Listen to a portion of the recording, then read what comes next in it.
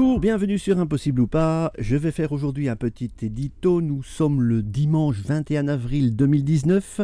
Il y a eu quelques événements.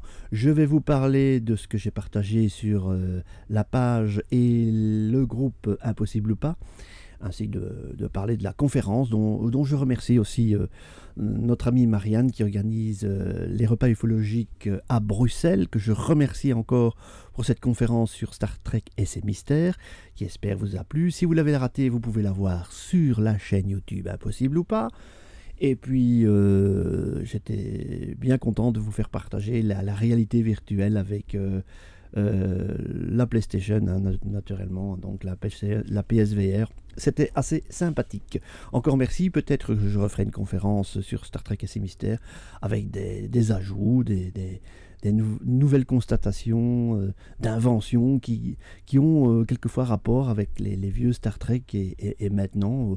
Donc c'était un peu le but de cette conférence, de dire tout simplement que la technologie, c'est un peu grâce à la science-fiction et plus particulièrement grâce à Star Trek que nous avons par exemple un smartphone en main et des scanners par exemple en médecine, hein, et bien d'autres choses dont je parle dans cette conférence. Voilà, et pour illustrer cette image de Matrice et de Star Trek, j'ai choisi le premier épisode de Star Trek The Cage, hein, qui nous présente déjà un peu la Matrice, hein, le zoo, hein, et ça on va en reparler à la fin de cet édito.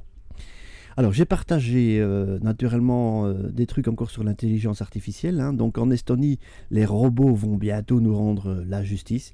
Et oui, on est dans un film avec Sylvester Stallone, hein. Je ne sais pas si vous vous en souvenez, où il se fait juger chaque fois qu'il profère une insulte. Donc on y est là maintenant, hein. Bon, ça commence en Estonie, je ne sais pas si en Belgique on y arrivera.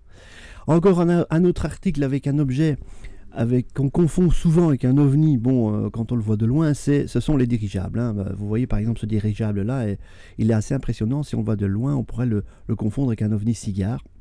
Eh bien, ils vont reprendre un peu la construction des dirigeables.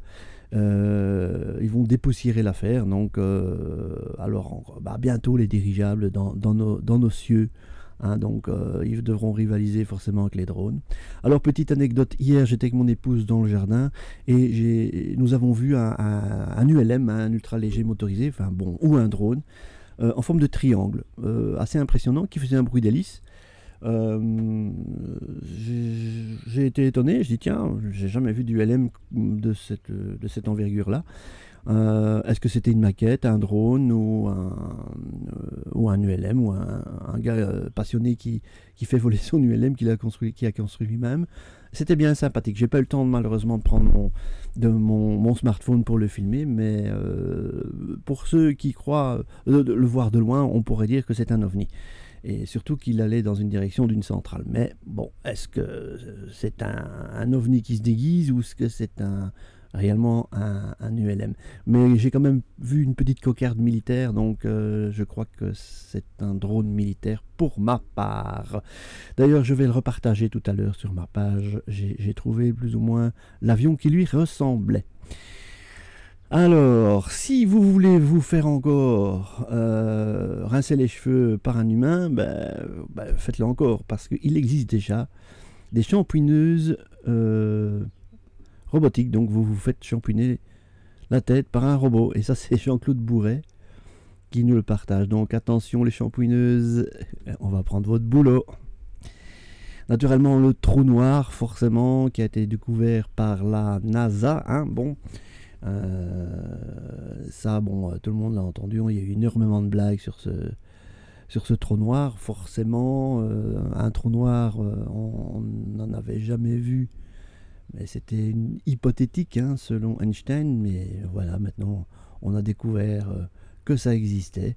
Alors, un trou noir, qu'est-ce que c'est? Est-ce que ça retient l'information? Est-ce que c'est l'écran de la matrice? Est-ce que c'est, de l'autre côté, est-ce que c'est une fontaine blanche? Eh bien, on en saura peut-être plus dans quelques années. On laisse nos astrophysiciens étudier ce trou noir. Toujours et toujours à l'actualité, ce sont les momies Nazca. Voilà. Donc j'ai regardé cette vidéo qui est assez intéressante et je l'ai partagée. Donc j'en ai parlé dans mes anciennes vidéos, dans mes vidéos précédentes, hein, donc où je donnais un avis. Dans une, je donne l'avis que je dis pourquoi pas si c'était une évolution des dinosaures, et visiblement ce serait ça. Il y aurait de l'ADN de reptiles, pourquoi pas de dinosaures évolués. Et dans cette vidéo, on en parle également, donc je crois que j'avais peut-être vu juste. Bon, on dit aussi que les petites momies on croit qu'elles sont fausses, ce sont des momies représentatives peut-être de ce qu'ils ont vu à l'époque. Mais par contre, Maria, celle qui est recroquevillée sur elle-même, je crois qu'elle s'appelle Maria, et là, ils n'ont toujours pas trouvé. Enfin, c'est dans celle-là qu'il y a cet ADN. Il y a de l'ADN inconnu, il y a de l'ADN humain, et également venant des reptiles. Donc, peut-être une race éteinte qui n'a pas encore été découverte. Il ne faut jamais oublier que les muscles y sont attachés. Donc, je parle toujours de Maria. Hein. Bon, on parle de muscles, que les muscles sont attachés, les viscères sont encore là. Donc,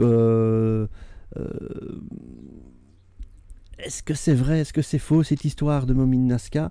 Mais celui qui a fait le faux, eh bien, c'est vraiment un grand expert, hein, franchement. Et puis, bon, cette poudre de diatomée qui est utilisée pour conserver les corps, c'est assez intriguant. Donc, je crois qu'on ne saura jamais. Ce sera un peu comme Roswell, hein, comme quelqu'un l'a dit sur Nurea. Ce sera un peu comme Roswell. Hein. Bon, on ne saura jamais la vérité. Est-ce que c'est un canular ou pas? Ça, c'est à vous de le décider. Par contre, Impossible ou pas est aussi là pour démystifier. Hein. Donc ici, on parle des feux follets qui sont en fait des petits feux qui se forment tout simplement à cause du méthane, une réaction de méthane, une réaction chimique. Et c'est expliqué dans le Trust My Science, qui donne en fait ces lumières étranges qu'on peut voir dans des marais et dans des cimetières éventuels à cause des corps en décomposition. Il y a une certaine température et ça crée donc des petits feux follets. Donc pas de panique si vous allez dans un cimetière et vous voyez des petites lueurs un peu mauves, comme ça, un peu orangées. Eh bien c'est simplement du méthane, hein, des petites explosions de méthane. Alors, ça m'a bien fait rire. Science et Vie, donc vraiment le magazine scientifique, hein, que tous les zététiciens lisent, bon, voilà, que tous les scientifiques vont lire, et monsieur tout le monde va lire aussi. Il nous parle comment expliquer les témoignages d'enlèvement par extraterrestre. Alors il nous parle de la paralysie du sommeil. Je veux bien croire, mais bon, il y a quand même des stigmates, hein, je sais pas, donc là, vous mettez en péril tout ce qui a été dit sur les implants, hein, donc c'est assez fourni en explications. Donc on parle aussi, j'ai entendu ça aussi pour les enlèvements extraterrestres, qu'un monsieur aux États-Unis avait une camionnette et il aurait drogué des gens et fait croire par hallucination qu'ils étaient enlevés par des extraterrestres, tout simplement pour les violer. Il y a une histoire qui existe comme ça, donc j'ai entendu ça quelque part. Maintenant, je vais dire Travis Walton, hein, ceux qui connaissent l'histoire, qui s'est fait enlever en pleine forêt avec les bûcherons, il était réveillé. Donc voilà, je crois pas que Science et Vie. Je peux comprendre qu'une décorporation, une sensation de paralysie du sommeil, je crois qu'on en a tous une dans notre vie. Moi, j'en ai eu une à 25 ans. C'est très impressionnant. Je peux comprendre peut-être que c'est une paralysie du sommeil, mais ça ne m'étonnerait. Il y a quand même des choses inexplicables. Donc je le dirai toujours, c'est à vous de décider. Impossible ou pas, hein? Qui sait? Alors, ici une petite maquette, comme vous voyez, de drone, hein, un petit drone. Hein, donc c'est une petite maquette volante qui a été fabriquée par les Roumains, et ça ressemble fort à une soucoupe poivre. Donc on peut encore confondre des petits extraterrestres qui viennent nous visiter. Alors là j'ai partagé en fait les programmes spatiaux secrets, hein, donc on en parle dans Star Trek forcément, hein, donc ça rejoint un peu les les sentiers du réel. Je reviens, les sentiers du réel, forcément, je le vois là, de mon ami Alexis. Ça rejoint un petit peu la conférence et les sentiers du réel. Et pourquoi je vous parle des sentiers du réel? C'est simplement que je serai à la grande conférence c'est les rencontres du réel, le samedi et le dimanche, donc où il y a pas mal de personnes intéressantes qui viennent faire leur conférence. Il y aura Thierry Rodan qui va nous parler de RIN, Linda Ansaldi, mémoire karmique et programmation ADN, tout un programme. Bon, vous voyez un petit peu, donc vous allez sur les sentiers du réel. Si vous voulez encore vous inscrire, il faut absolument contacter Alexis LSR sur les sentiers du réel. Vous pouvez le contacter via Facebook ou simplement via sa chaîne Les Sentiers du réel. Il y aura Claude Burkel qui va nous parler d'OVNI aussi, et également Marc Gray. Et ce qui est très intéressant, c'est que l'après-midi, il y aura une table ouverte, donc on pourra poser des questions et discuter avec les conférenciers. Voilà. Je serai donc là les 2 fois, donc c'est bientôt, c'est au mois de mai, et c'est, entendez, si je me souviens bien, c'est le 4 et le 5 mai, voilà, pour pas me tromper, le 4 et le 5 mai, donc avec Alexis, Impossible ou pas, sera là, voilà, et on aura un petit invité surprise, mais ça, je ne dis rien de plus, voilà. Alors, ici, j'ai partagé également un article sur que faire quand on observe un OVNI.